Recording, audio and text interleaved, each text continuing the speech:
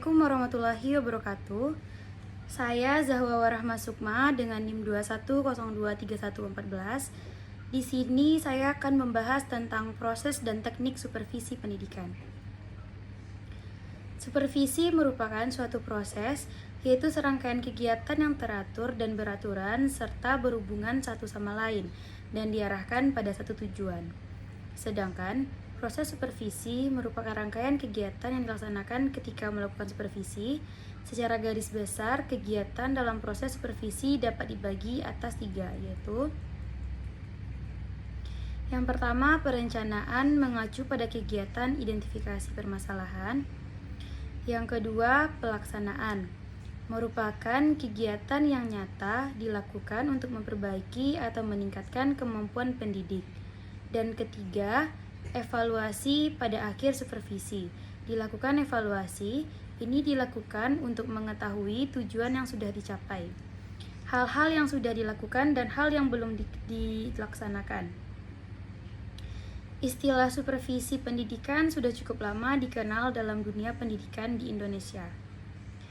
Pengertian supervisi pendidikan pada umumnya bisa juga mengacu kepada usaha perbaikan situasi, belajar mengajar, akan tetapi nampaknya masih terdapat banyak keragaman pendapat dalam menafsirkan istilah tersebut.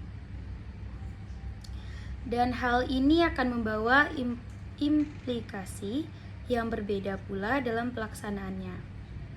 Dalam perkembangannya, pengawas satuan pendidikan lebih diarahkan untuk memiliki serta memahami, bahkan dituntut untuk dapat mengamalkan apa yang tertuang dalam Permen tentang kepengawasan. Hal ini salah satunya tentang kompetensi dalam memahami proses dan teknik dalam supervisi.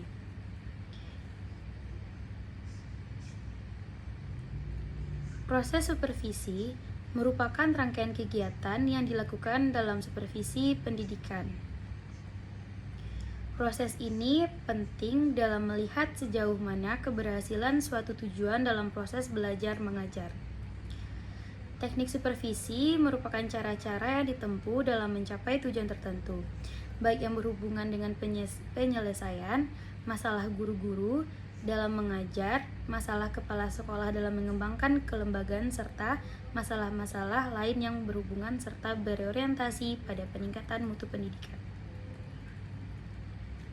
Proses dan teknik supervisi pendidikan perlu dan penting untuk dipelajari dan diterapkan secara baik dan benar dalam suatu lembaga pendidikan. Karena kedua hal ini juga nantinya akan menyangkut tentang kualitas sekolah. Berdasarkan penjelasan di atas, maka menyangkut tentang kualitas sekolah. Yang pertama, proses supervisi. Supervisi menurut Rifai merupakan suatu proses, yaitu serangkaian kegiatan yang teratur dan beraturan serta berhubungan satu sama lain dan diarahkan kepada satu tujuan. Secara garis besar, kegiatan dalam proses supervisi dapat dibagi yaitu perencanaan, pelaksanaan, evaluasi, dan tindak lanjut. Yang pertama ada perencanaan. Perencanaan supervisi perlu disusun oleh supervisor agar pelaksanaan supervisi dapat terarah. Pelaksanaan supervisi diawali dengan perencanaan diduga dapat mengecewakan banyak pihak seperti guru, supervisor, dan bahkan siswa yang secara tidak langsung memerlukan peningkatan kemampuan mengajar gurunya.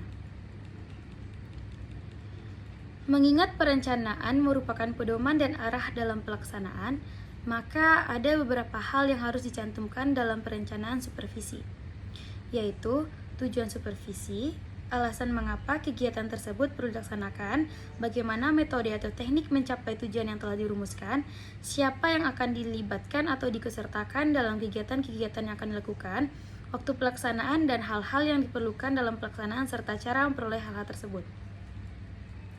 Yang kedua adalah pelaksanaan. Rifai 1982 mengemukakan pelaksanaan supervisi pendidikan mengikuti beberapa kegiatan sebagai berikut. Pertama ada pengumpulan data.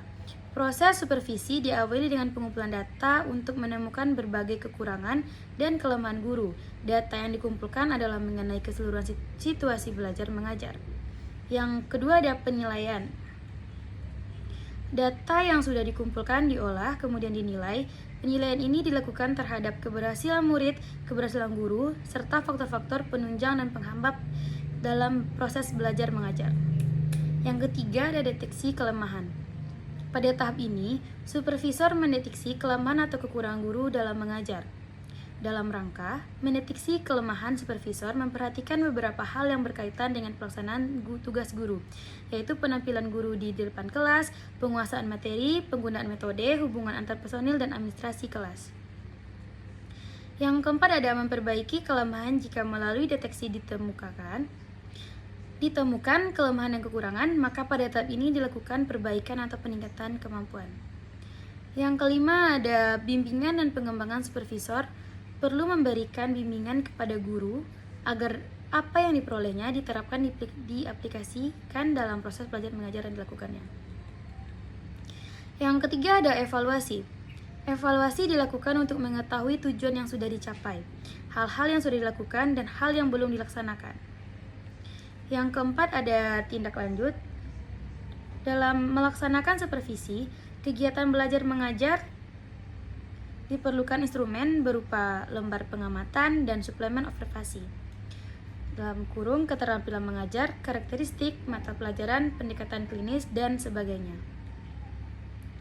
Dalam pelaksanaannya, kegiatan tindak lanjut supervisi akademik, sasaran utamanya adalah kegiatan belajar mengajar, hasil analisis, catatan supervisor, dapat dimanfaatkan untuk perkembangan keterampilan mengajar guru atau meningkatkan profesionalisme guru dan karyawan, setidak-tidaknya dapat mengurangi kendala-kendala yang muncul atau mungkin muncul.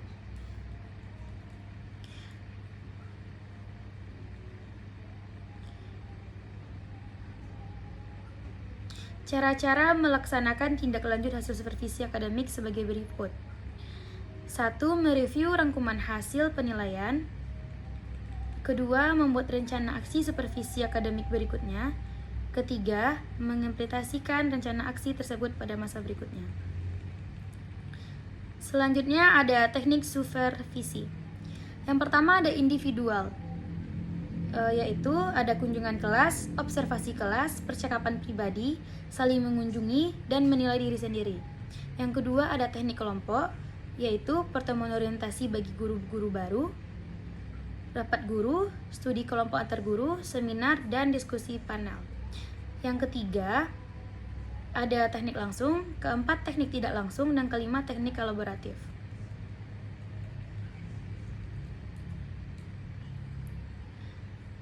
Jadi, supervisi merupakan bantuan dalam wujud layanan profesional yang diberikan oleh orang yang lebih ahli dalam rangka peningkatan kemampuan profesional, terutama dalam proses belajar mengajar.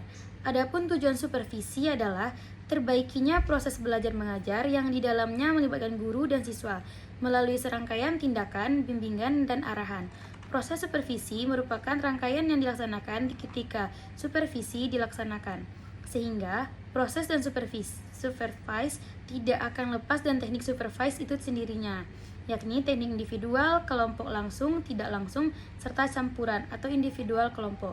Dengan adanya proses serta teknik supervisi, maka lebih mempermudah kita dalam proses belajar dan mengajar. Sekian, Assalamualaikum warahmatullahi wabarakatuh.